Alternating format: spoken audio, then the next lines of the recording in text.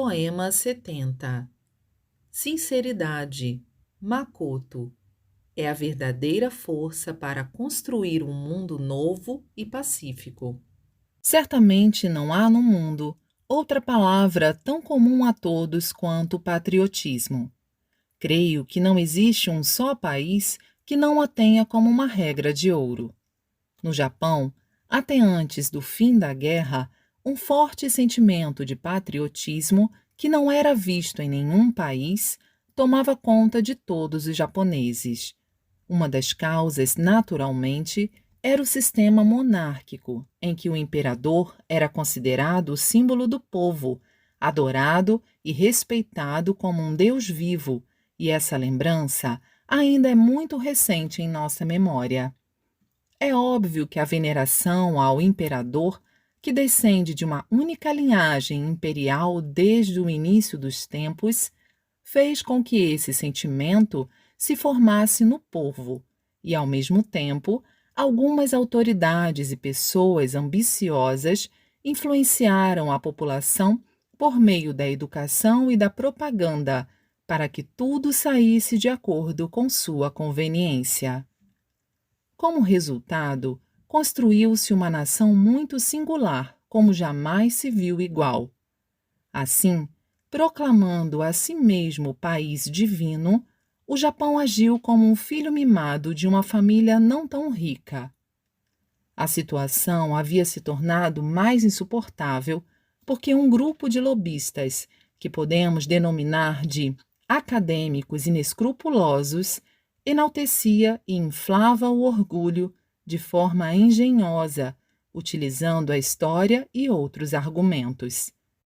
Assim, o sentimento de lealdade, de fidelidade e de patriotismo, quer queira, quer não, influenciou a nação e o povo passou a não temer em oferecer tudo em prol do país e do imperador, até mesmo sacrificar a própria vida, considerando esse ato como o da mais elevada virtude.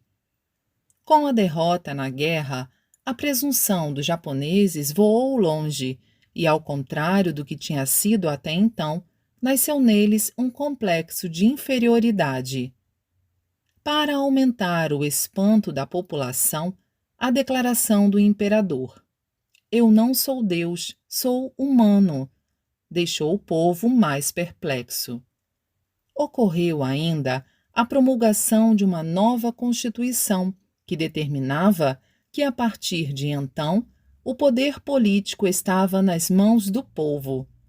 Dessa forma, foi um fato inédito o Japão, em toda a sua existência, ter se tornado uma nação democrática. Paralelamente, sobreveio a questão da abdicação do imperador e, com exceção dos intelectuais, a massa popular viu seu futuro tornar-se sombrio. Consequentemente, o povo acabou se vendo sem rumo, e essa situação persiste até os dias de hoje, conforme é do conhecimento de todos. Ocorreu um fato muito interessante a esse respeito.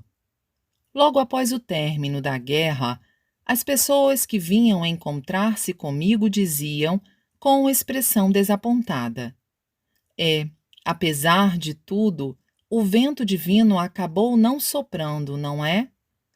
Eu respondia: que absurdo!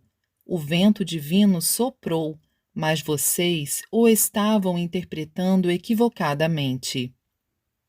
Originariamente, a vontade de Deus é ajudar o bem e punir o mal. Uma vez que o Japão atuava como o mal, é óbvio que tenha perdido a guerra.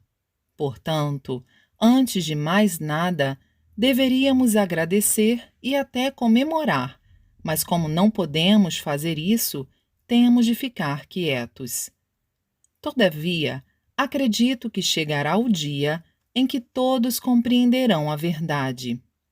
Ouvindo isso, as pessoas diziam: "Entendi perfeitamente", e iam embora aliviadas.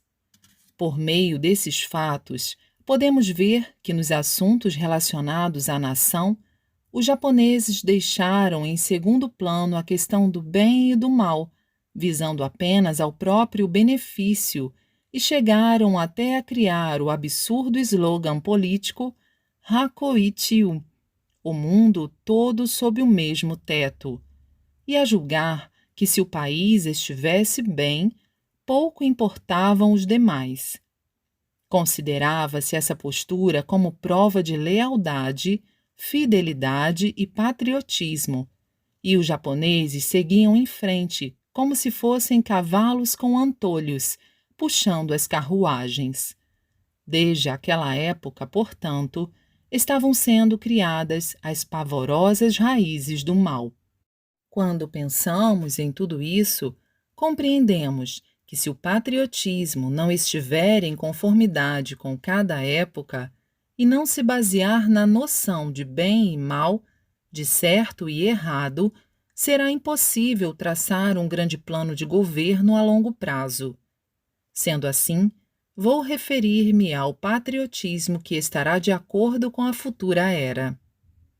Em termos mais claros, o fundamental é tornar Daijo o pensamento do Japão, que até hoje era Shoujo. Sintetizando, ampliar o amor ao mundo e à humanidade. Em outras palavras, por amar o Japão, deve-se amar o mundo. Afinal, atualmente, tudo está se tornando internacional e o isolamento e a indiferença já são ilusões do passado. Consequentemente, em termos concretos, daqui para frente, o patriotismo em nosso país deve consistir em assegurar a vida de nossos 90 milhões de irmãos e fazer do Japão uma nação moralmente justa e merecedora do respeito do mundo inteiro. A propósito, a discussão sobre o rearmamento está muito em voga. O problema reside nos argumentos a favor e contra, que se confrontam há muito tempo, mas não se chega a uma solução. Entretanto, segundo meu ponto de vista, não se trata de um problema tão difícil assim. Isto porque, encarando a situação de uma forma prática, teremos uma resposta imediata. Em outras palavras, devemos abandonar o rearmamento se houver a garantia de que nenhum país invadirá o Japão. Caso contrário, devemos optar por um rearmamento de acordo com o potencial do nosso país. Jornal Eico, número 185, em 3 de dezembro de 1952.